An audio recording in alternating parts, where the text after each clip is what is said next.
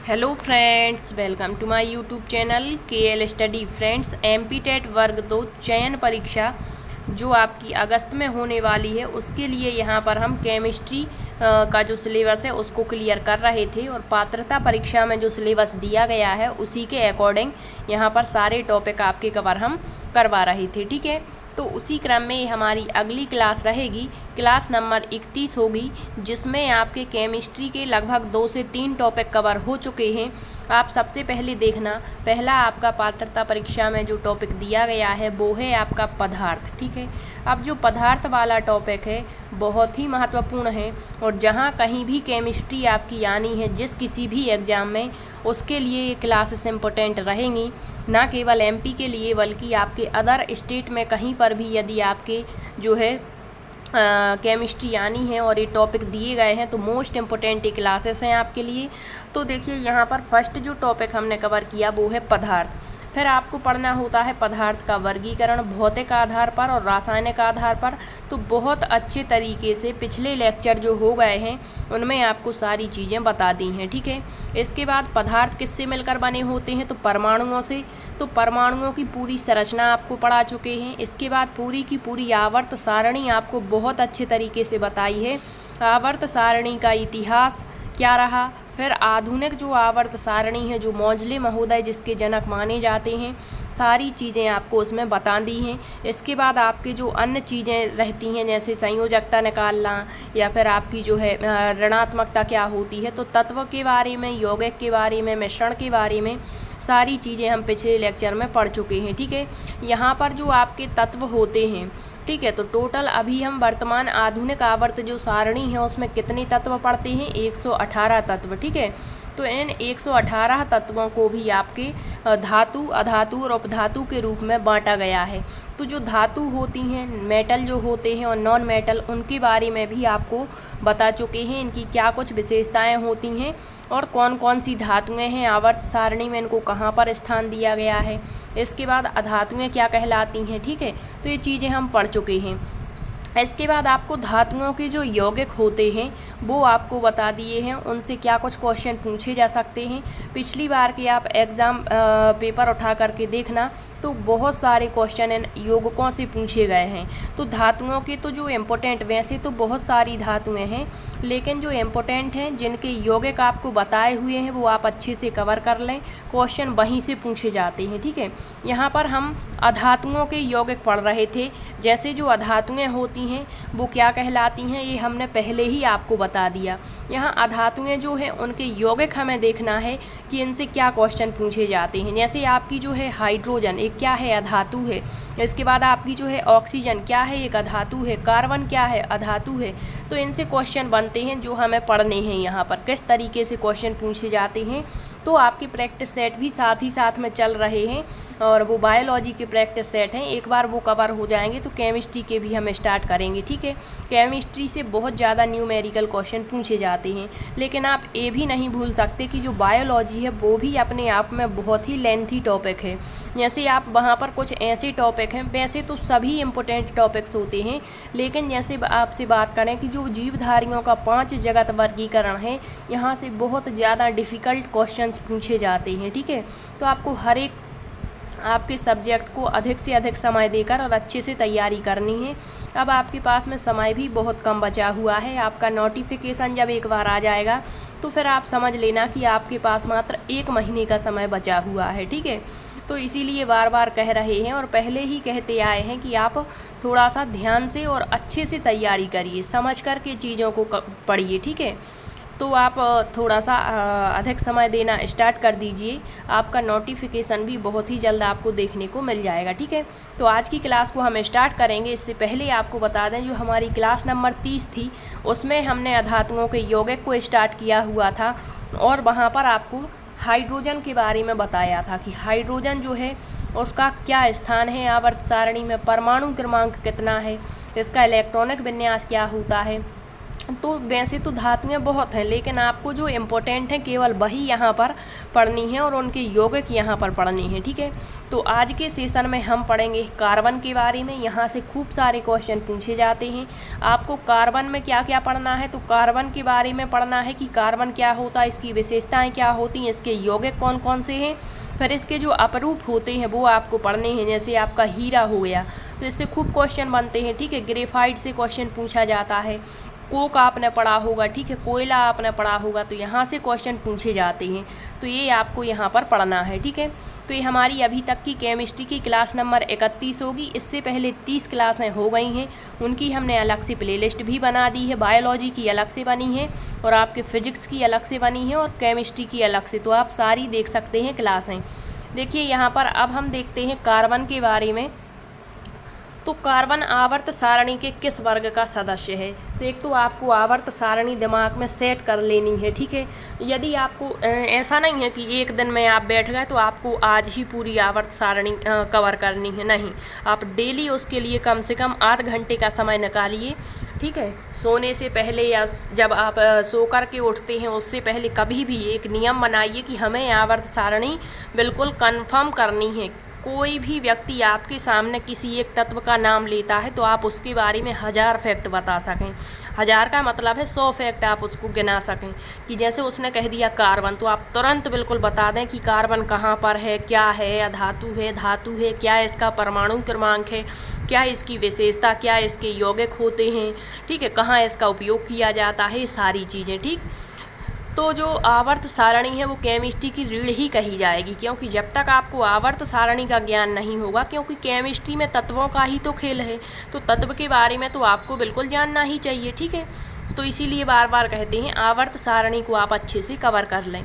अब देखिए यहाँ पर कार्बन आवर्त सारणी के किस वर्ग का सदस्य है, तो वर्ग 14 का सदस्य है आपका कार्बन। अब कार्बन आवर्त सारणी के समूह जो 14 है उसका कौन सा सदस्य है, तो प्रथम सदस्य है। इस कारण इस वर्ग के तत्वों को कार्बन वर्ग के तत्व कहते हैं। तो जो जैसे आपके कोई वर्ग है और उसका जो पहला तत्व होता है तो उस पूरे के पूरे वर्ग को उसी के नाम से जाना जाता है कि ये कार्बन वर्ग का तत्व है, ठीक है। अब देखिए कार्बन की परमाणु संख्या कितनी होती है, तो 6 होती है, ये आपको याद रखना है। आपको ये भी बताया था इससे पिछले लेक्चर में कि जो धातुएं हैं, कितनी धातुएं ठोस हैं, कितनी द्रव हैं और कौन कौन सी धातुएं गैस हैं, ठीक है। तो जो कार्बन है, कार्बन वर्ग के तत्व में लेड को यदि छोड़ दिया जाए तो सभी अपरूपता का गुण प्रदर्शित करते हैं। कार्बन वर्ग के अन्य सदस्य कौन कौन से हैं, तो सिलिकॉन है, जर्मेनियम है, टिन है और लेड है। तो यहाँ पर लेड बस अपरूपता का गुण नहीं दर्शाता, बाकी सब के सब अपरूपता का गुण दर्शाते हैं। कार्बन और सिलिकॉन यहाँ पर क्या है, अधातुएं हैं, ठीक है। कार्बन वर्ग जो है इसमें कार्बन और जो सिलिकॉन है वो अधातुएं हैं। जर्मेनियम जो है आपकी वो उपधातु है। अब उपधातुओं के बारे में आपको पूरा पहले बता चुके हैं, कौन कौन सी उपधातुएं हैं, उनके क्या इस्तेमाल है, क्या यूज है, ठीक है। जबकि टिन और लेड जो है वो धातुएं हैं, तो ये याद रखना है। अब देखिए यहाँ पर प्राप्ति कहाँ से होती है कार्बन की, तो प्रकृति में कार्बन मुक्त और संयुक्त दोनों ही अवस्थाओं में प्रचुर मात्रा में पाया जाता है। अब जो कार्बन है वो मुक्त अवस्था में किस रूप में पाया जाएगा, तो हीरा, ग्रेफाइट और कोयले के रूप में। और संयुक्त अवस्था में कार्बन किस रूप में होगा, तो इसके विभिन्न यौगिकों के रूप में, जैसे कार्बन कार्बोनेट के रूप में मिलेगा, बाइकार्बोनेट के रूप में मिलेगा, कार्बन डाइऑक्साइड के रूप में मिल जाएगा, हाइड्रोकार्बन, प्रोटीन, कार्बोहाइड्रेट और अन्य जटिल यौगिकों के रूप में ये पाया जाता है। तो क्वेश्चन पूछता है कि जो कार्बन है वो मुक्त अवस्था में पृथ्वी पर किस रूप में पाया जाता है, तो हीरा, ग्रेफाइट और कोयले के रूप में, और संयुक्त अवस्था में ये आप देख रहे हैं, ठीक है। अब देखिए कार्बन को एक सार्वभौमिक तत्व माना जाता है। सार्वभौमिक का मतलब है यूनिवर्सल, हर जगह ये आपको देखने को मिल जाएगा। कार्बन के कुल यौगिकों की संख्या 5 लाख से भी अधिक है। अब बताइए क्या आपको 5 लाख कार्बन के यौगिक आप पढ़ सकते हैं, इतना क्या आप ध्यान रख सकते हैं, इतनी चीज़ों को आप क्या कवर कर सकते हैं। 5 लाख यौगिक हैं, तो हमें तो केवल वही पढ़ने हैं जहाँ से क्वेश्चंस बनते हैं, ठीक है। प्रकृति में कार्बन ही एक ऐसा तत्व है जिसके सबसे अधिक यौगिक पाए जाते हैं, ये भी आपको याद रखना है। कार्बन एक ऐसा तत्व है जिसमें श्रृंखलन का गुण सबसे अधिक पाया जाता है। अब ये श्रृंखलन क्या है, तो तो किसी तत्व के परमाणुओं के आपस में बंधित होने के गुण को ही श्रृंखलन कहते हैं। मतलब जितने भी आप यौगिक देखते हैं उसमें अधिकतम कार्बन देखने को मिलता है जो एक श्रृंखला बनाता है, एक चेन बनाता है और पूरे उस समीकरण को पूर्ण करता है। ठीक है, अब देखिए कार्बन के अपरूप जहाँ से आपके क्वेश्चन बनते हैं, मोस्ट इम्पोर्टेंट हैं जो आपके कार्बन के अपरूप हैं। देखिए कार्बन के विभिन्न रूपों को जिनके रासायनिक गुणों में समानता और भौतिक गुणों में अंतर रहता है वो क्या कहलाते हैं, कार्बन के अपरूप कहलाते हैं। तो ये याद रखना, अपरूप क्या है, रासायनिक गुणों में तो समानता होगी लेकिन जो भौतिक गुण होंगे उनमें क्या होगा, अंतर होगा, उनमें क्या होगा, डिफरेंट होगा, वो कार्बन के अपरूप कहलाएंगे। अब जो कार्बन होता है वो कैसा है, तो रवेदार और बेरवेदार दोनों ही रूपों में पाया जाता है। अब इसके अपरूप कौन कौन से हैं, तो हीरा है, ग्रेफाइट, कोयला। ठीक है, तो यहाँ देखिए जो हीरा है, डायमंड, यहाँ से क्वेश्चन पूछेगा हीरे का जो है वो हीरा किसका अपरूप है, कार्बन का। तो पूछेगा कौन सा अपरूप है, क्रिस्टलीय है, अक्रिस्टलीय है। इसी तरीके से आपसे जो है हीरा के बाद आपसे ग्रेफाइट का पूछ सकता है, इसकी जो है आकृति वगैरह पूछ सकता है, कौन सा हीरा कहाँ पर होता, कितने कैरेट का होता है, इसके बारे में किसने बताया। ठीक है, ये सारी चीज़ें। तो हीरा कार्बन का क्रिस्टलीय अपरूप है। ठीक है, क्या है, क्रिस्टलीय अपरूप है, याद रखना। इसका प्राकृतिक स्रोत किम्बरलाइट पत्थर होता है, मतलब इसका जो प्रकृति से प्राप्त स्रोत है वो क्या है, किम्बरलाइट पत्थर है। भारत में जो हीरा है वो कहाँ कहाँ मिलता है, तो गोलकोंडा, अनंतपुर, पन्ना, मध्य प्रदेश आदि स्थानों पर देखने को मिलता है। संसार के कुछ विख्यात जो हीरे हैं उनमें जो कुलीनॉन है ये कितने कैरेट का है, 30-32 कैरेट का। होप एक हीरा है जो 445 कैरेट का है। कोहनूर, हमने तो अक्सर कोहनूर का नाम सुना है, जो 186 कैरेट का है। और पिट जो है 136.2 कैरेट का है। तो ये कुछ प्रमुख आपके जो हैं हीरे हैं, इनको याद रखिए। अब जो कृत्रिम हीरा है इसको सबसे पहले किसने बनाया था, तो जो कृत्रिम हीरा है इसको सबसे पहले मो यंसा ने सन 1813 ईस्वी में बनाया था। शुद्ध हीरा कैसा होता है, तो पारदर्शक होता है और रंगहीन होता है, मतलब उसमें रंग नहीं होता है। और पारदर्शक मतलब उसके आर पार देखा जा सकता है। किंतु अशुद्धि यदि उसमें उपस्थित है तो अशुद्धि की उपस्थिति के कारण फिर जो हीरा है वो भिन्न भिन्न रंगों का हो जाता है। तो याद रखना, शुद्ध हीरे के बारे में आपको 4 पॉइंट देंगे और कहेंगे बताइए कौन सा एक गलत है कौन सा सही है। ऑप्शन में बना करके दे देंगे, शुद्ध हीरा पारदर्शक और रंगहीन होता है। या फिर आपसे यदि गलत पूछा है तो कहेंगे शुद्ध हीरा जो होता है वो कई रंगों का होता, तो ये गलत हो जाएगा, क्योंकि जब अशुद्धि उसमें मिल जाती है तब हीरा कई रंगों में बदलता है। अब देखिए कुछ हीरे काले होते हैं। अभी काले क्यों हैं, क्योंकि उसमें कुछ ना कुछ अशुद्धि होगी। हमने अभी पढ़ा कि शुद्ध हीरा तो पारदर्शक है, रंगहीन है। तो जो काले रंग के हीरे होते हैं उनको बोट कहा जाता है और यह सभी पदार्थों से अधिक कठोर होता है। ये पिछली बार क्वेश्चन पूछा गया था कि जो सबसे अधिक कठोर हीरा होता है उसका घनत्व कितना होता है, तो 3.52 उसका घनत्व होता है और यह कांच को आसानी से काट देता है। अब देखिए जो हीरा है बहुत चमकदार दिखाई देता है, ये क्वेश्चन भी आपका पूछा गया था और ये क्वेश्चन है आपके 20 फरवरी फर्स्ट शिफ्ट का क्वेश्चन है कि जो आपका हीरा है वो अधिक चमकदार दिखाई देता है। इसका कारण क्या है, तो पूर्ण आंतरिक परावर्तन इसका कारण है। नेक्स्ट है यह ताप और विद्युत का क्या है, कुचालक है। तो आपको बताया था कि सभी धातुएं जो होती हैं वो क्या होती हैं, धातुएं जो होती, धातु की बात कर रहे, सभी धातुएं विद्युत और ऊष्मा की क्या होती हैं, सुचालक होती हैं। क्या होती, सुचालक होती हैं। जबकि जो अधातुएं होती हैं वो विद्युत और ऊष्मा की क्या होती हैं, कुचालक होती हैं। अब इनमें एक अपवाद मान लिया जाता है, जैसे आपका हीरा है ये तो चमकदार है, जबकि आपकी कार्बन की अपरूप है एक, तो सभी अधातुएं क्या होती हैं, चमकदार नहीं होती हैं। तो ये अपवाद माना जाता है। हीरा अधातु होने के कारण मतलब ये चमकदार नहीं होना चाहिए था लेकिन फिर भी चमकता है, तो ये अपवाद है। उसी तरीके से ग्रेफाइट भी आपका अपवाद माना जाता है। तो देखिए यहाँ पर थोड़ा सा ये ऊष्मा विद्युत का कुचालक है। यह किसी भी द्रव में नहीं घुलता है। आपका हीरा जो है वो किसी द्रव में नहीं घुलता है। इस पर अम्ल क्षार आदि का भी कोई प्रभाव नहीं पड़ता। यदि वायु में 800 डिग्री सेल्सियस ताप पर गर्म करने पर यह कार्बन डाइऑक्साइड गैस देता है। वायु की अनुपस्थिति में 2000 डिग्री सेल्सियस पर यदि हम गर्म करेंगे तो यह ग्रेफाइट में परिवर्तित हो जाता है। एक क्वेश्चन भी आपका पूछा जा चुका है जो 2022-23 में आपके वर्ग 2 के एग्ज़ाम पात्रता परीक्षा के हुए थे, वहाँ पर एक क्वेश्चन पूछा गया था। वायु की अनुपस्थिति में कितने डिग्री सेल्सियस पर हीरे को गर्म करेंगे कि वह ग्रेफाइट में परिवर्तित हो जाए, तो वो 2000 डिग्री सेल्सियस है। यह एक्स किरणों के लिए पारदर्शी होता है। अब इसके उपयोग देखिए। हीरा जो है रंगहीन हीरे आभूषण बनाने में प्रयुक्त होते हैं। काला हीरा जो बोट कहलाता है, इसको कार्बोनेडो भी कहते हैं। यह कांच काटने, चट्टानों में छेद करने और अन्य पत्थरों पर पॉलिश करने में काम में लाया जाता है। हीरे की संरचना कैसी होती है? नियमित चतुष्फलकीय होती है। हीरा जो है वो कागज़ पर निशान नहीं बनाता है, जबकि आपका जो ग्रेफाइट होगा वो कागज़ पर निशान बनाएगा। यह पारदर्शी और रंगहीन होता है, शुद्ध हीरा। तो ये आपको याद रखने हैं, यहाँ से डायरेक्ट आपके क्वेश्चन पूछते हैं, स्टार लगा लेना, ठीक है। अगला देखिए, आपके कार्बन का अगला अपरूप है ग्रेफाइट। अब देखना, ग्रेफाइट भी कार्बन का एक अत्यंत ही उपयोगी क्रिस्टलीय अपरूप है। भारत में उड़ीसा राज्य में सबसे प्रचुर मात्रा में ये पाया जाता है।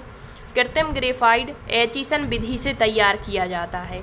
ग्रेफाइट की संरचना कैसी है? षटकोणीय जालक सतह के रूप में होती है, और जबकि आपकी हीरे की कैसी है संरचना? नियमित चतुष्फलकीय।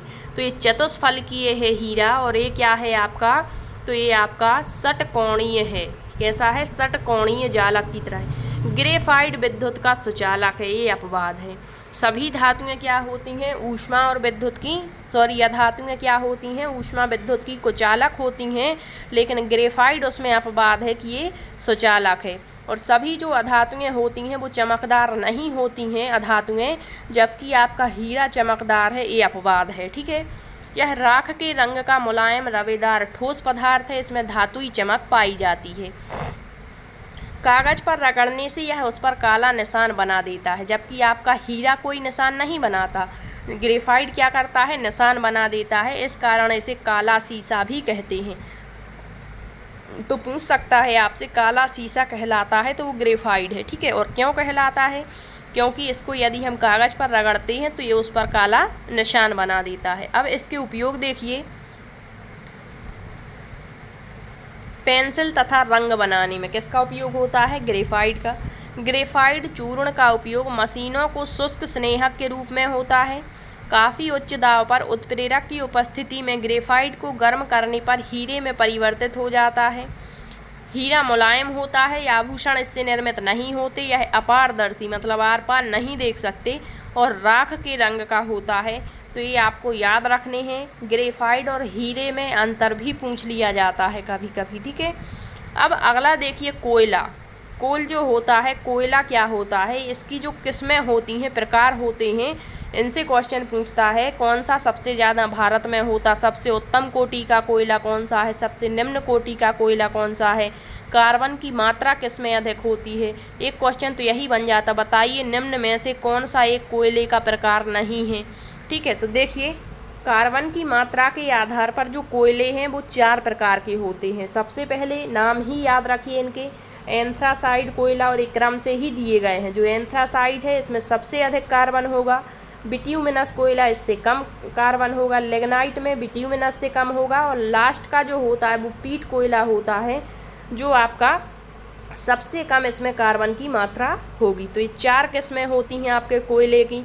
तो देखिए, जो एंथ्रासाइट कोयला है, कोयले की सबसे उत्तम कोटि है, मतलब सबसे उच्च कोटि का जो कोयला है वो कौन सा है? एंथ्रासाइट। इसमें कार्बन की मात्रा कितनी है? तो 85 से अधिक है इसका परसेंट, या यूँ कहें कि 90 से 98% तक इसमें कार्बन की मात्रा उपस्थित होती है। दूसरा है बिट्यूमिनस कोयला, इसको मुलायम कोयला भी कहते हैं। और पूछता है कि घरेलू कार्यों में किस कोयले का उपयोग किया जाता है? तो वो यही है, बिट्यूमिनस कोयला।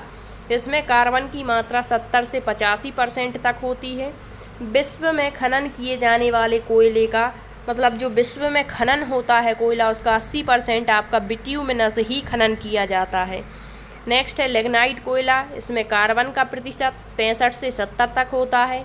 इसका रंग भूरा होता है और इसमें जलवाष्प की मात्रा अधिक होती है। तो ये क्वेश्चन पूछा जा चुका है। नेक्स्ट है पीट कोयला, कार्बन की मात्रा सबसे कम होती है 50 से 60%। इसे अधिक राख और धुआं निकलता है। इसे जलाने पर क्या होता है, इसे जलाने पर अधिक राख और धुआं निकलता है।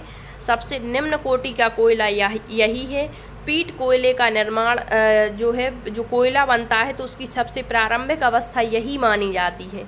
इस कारण से इसमें कार्बन की सबसे कम मात्रा होती है। तो कभी कभी कार्बन की मात्रा के अनुसार कोयले को जमाने को बोल देते हैं कि इनको क्रम से जमाइए, ठीक है, तो ये भी आपको याद रखना है। अब देखिए अगला होता है कोक। कोक क्या होता है, ये क्वेश्चन भी आपका पिछली बार 2018 में क्वेश्चन पूछा गया था। कोयले को जब हम वायु की अनुपस्थिति में गर्म करते हैं तो इसके वाष्पशील अवयव निकल जाते हैं और जो अवशेष बचता है उसी को क्या कहते हैं, हम कोक कहते हैं। और इसमें 80 से 50% कार्बन होता है। कितना, 80 से यहाँ 85 होगा, ठीक है। अब देखिए चारकोल, यह कार्बन का अशुद्ध रूप क्या है, चारकोल है। तो कार्बन का अशुद्ध रूप पूछ सकता है क्या कहलाता है, तो वो चारकोल है। और ये कई प्रकार का होता है। एक तो काष्ठ चारकोल, मतलब लकड़ी को हवा की, काष्ठ का मतलब लकड़ी है, तो लकड़ी को हवा की पर्याप्त मात्रा में जलाकर काष्ठ चारकोल प्राप्त होता है। इसका उपयोग कहाँ होता है, तो जलाने, गैस को अवशोषित करने, बारूद बनाने, कीटाणुओं को नष्ट करने में किया जाता है। इसके बाद है अस्थि चारकोल। अस्थि यानी बोन, अस्थियों से बनता है। तो अस्थि चारकोल चर्बी रहित हड्डियों के भंजक स्त्रवण से प्राप्त किया जाता है। इसका उपयोग कार्बनिक पदार्थों के व्यंजन में होता है। चीनी चारकोल से, चीनी चारकोल जो है वो चीनी से तैयार होता है। और रक्त चारकोल सूखे हुए रक्त के भंजक स्त्रवण से प्राप्त होता है, ठीक है। तो ये हो गया चारकोल, कार्बन का अशुद्ध रूप होता है जिसे कहते हैं, ठीक है। अब कार्बन के यौगिक देखिए, सबसे पहले है कार्बन मोनोऑक्साइड। मोस्ट इम्पोर्टेंट जो है गैस मानी जाती है कार्बन मोनोऑक्साइड। तो इससे क्वेश्चन भी बहुत सारे पूछे जाते हैं, ठीक है। तो देखिए जो कार्बन मोनोऑक्साइड है यह रंगहीन है, स्वादहीन, विषैली और जल में अत्यंत अल्प घुलनशील, हवा के बराबर भारी और ज्वलनशील गैस है। नीली लौ या ज्वाला के साथ जलती है। तो क्वेश्चन पूछता है वह कौन सी गैस है जो नीली लौ या ज्वाला के साथ में जलती है, तो वो आपकी कार्बन मोनोऑक्साइड है। और यह इतनी प्रदूषक होती है कि इसकी घुटन से मृत्यु तक हो जाती है मानव की, ठीक है। अब देखिए मोटर गाड़ियों के धुएं से, मोस्ट इम्पोर्टेंट क्वेश्चन आपका बन चुका है, पूछता है मोटर गाड़ियों के धुएं में कैंसर उत्पन्न करने वाली गैस कार्बन मोनोऑक्साइड ही है। तो पूछता है कि वाहनों में के धुएं में कौन सी गैस होती है, तो वो कार्बन मोनोऑक्साइड जो प्रदूषण फैलाती है, यह नगरीय क्षेत्र का प्रदूषक माना जाता है, ठीक है। अब देखिए कार्बन मोनोऑक्साइड गैस मानव रक्त के हीमोग्लोबिन के साथ मिलकर कार्बोक्सी हीमोग्लोबिन नामक लाल पदार्थ बनाता है, जिससे रक्त में ऑक्सीजन ग्रहण करने की क्षमता समाप्त हो जाती है। मतलब हमारे अंदर जो हीमोग्लोबिन है उसमें ये कार्बन मोनोऑक्साइड मिल जाती है और मिलकर के क्या बना देता है, कार्बोक्सी हीमोग्लोबिन, एक लाल पदार्थ, जिससे हमारे रक्त में जो ऑक्सीजन ग्रहण करने की क्षमता है वो क्या हो जाती है, समाप्त, और मनुष्य की श्वास क्रिया रुकने लगती है और अंत में मनुष्य की मृत्यु हो जाती है। तो इसे दम घोंटू गैस कहा जाता है, ठीक है। अब देखिए यह सूर्य प्रकाश की उपस्थिति में क्लोरीन के साथ सहयोग कर फास्जीन या कार्बोनिल क्लोराइड का निर्माण करती है, जो एक विषैली गैस है। एक आपकी मीथेन होती है, वो भी आपकी दम घोंटू गैस होती है, ठीक है। अब देखिए यहाँ कार्बन डाइऑक्साइड जो है ये आपके यौगिक हैं कार्बन के, जिसमें कार्बन उपस्थित है, ठीक है। तो कार्बन डाइऑक्साइड गैस पौधों के लिए प्राणदायिनी, जिस तरीके से मनुष्य के लिए प्राणदायिनी गैस ऑक्सीजन है, उसी तरीके से पेड़ पौधों के लिए प्राणदायिनी गैस कौन सी है, तो CO2 है। वायुमंडल में पाई जाने वाली गैसों में कार्बन डाइऑक्साइड का प्रतिशत पूछता है तो 0.03% है। कार्बन डाइऑक्साइड गैस जंतु जगत द्वारा श्वास के रूप में बाहर छोड़ी जाती है और पौधे दिन के समय CO2 गैस ही ग्रहण करते हैं। CO2 जो गैस है ग्रीन हाउस प्रभाव के लिए मुख्य रूप से उत्तरदायी। तो ये जितने भी फैक्ट दिए गए हैं यहाँ से डायरेक्ट क्वेश्चन बनते हैं। प्रकाश संश्लेषण की क्रिया में कौन सी गैस प्रयुक्त होती है, CO2। किण्वन प्रक्रिया के दौरान कौन सी गैस बाहर निकलती है, तो CO2। कार्बन डाइऑक्साइड गैस की प्रकृति कैसी होती है, अम्लीय होती है। CO2 गैस चूने के जल को दूधिया कर देती है। तो पूछेगा चूने के जल को दूधिया कर देने वाली गैस कौन सी है? ऑक्सीजन है, CO2 या कार्बन डाइऑक्साइड है या ऑक्सीजन है या फिर आपकी नाइट्रोजन वगैरह। तो याद रखना CO2 है। शीतल पेय पदार्थ की जो बोतलें होती हैं उच्च दाब पर CO2 गैस ही उनमें भरी होती है। ठोस जो कार्बन डाइऑक्साइड होती है उसको शुष्क बर्फ या ड्राई आइस कहते हैं। ये मोस्ट इम्पोर्टेंट फैक्ट हैं, आप इनको बिल्कुल रट लेना, यहाँ से डायरेक्ट क्वेश्चन पूछते हैं। CO2 गैस आग बुझाने के काम आता है। अग्निशामक यंत्रों में सोडियम बाइकार्बोनेट के घोल पर तनु सल्फ्यूरिक अम्ल की क्रिया करके CO2 गैस तैयार किया जाता है। तो अग्निशामक यंत्रों में कौन सी गैस प्रयोग की जाती है? CO2। CO2 जो गैस है, ठोस CO2 का उपयोग रेफ्रिजरेटर में होता है। पेड़ पौधे रात्रि के समय CO2 गैस बाहर छोड़ते हैं और इस कारण रात में पेड़ के नीचे नहीं सोना चाहिए। तो क्वेश्चन पूछता है क्या कारण है कि रात्रि के समय पेड़ के नीचे नहीं सोना चाहिए? तो वो यही है कि CO2 गैस रात्रि के समय पेड़ पौधे बाहर छोड़ते हैं। अब देखिए कार्बन के समस्थानिक। तो ये क्वेश्चन भी आपका पूछा गया था जब हमने आपके 18 फरवरी सेकंड शिफ्ट 2018 में आपका जो साइंस का एग्ज़ाम हुआ था उसमें ये क्वेश्चन पूछा गया था, जोड़े के रूप में आपको बताना था। तो कार्बन के 3 समस्थानिक हैं, ठीक है। ये दिए हैं इनके नाम, परमाणु क्रमांक, परमाणु द्रव्यमान के आधार पर। अब देखिए इसमें C जो 614 है एक रेडियो सक्रिय समस्थानिक है, यह एक बीटा उत्सर्जक है, ठीक है।